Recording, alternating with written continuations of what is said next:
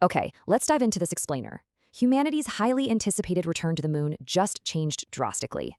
So when will we actually walk on the lunar surface again? Well, the timeline just completely shifted.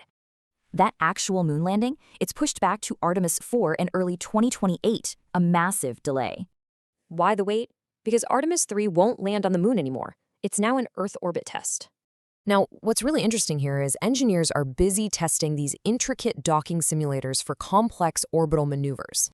See, Artemis 3 has to prove NASA's Orion capsule and a commercial lander can safely dock in space first. And this brilliantly illustrates SpaceX's massive 170-foot Starship HLS. It brings immense technical complexity to these crucial tests.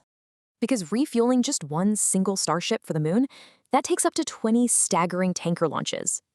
So the crucial point is absolutely mastering this complex fuel transfer in Earth's orbit before attempting lunar landings. Safety advisory panels explicitly warned that packing too many untested objectives into one mission cast major doubts.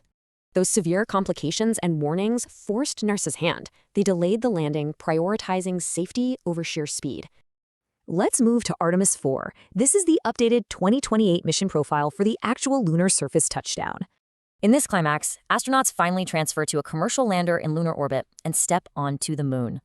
It's a huge shift. Unlike Apollo's direct flights, Artemis relies on a highly complex, commercially driven orbital architecture.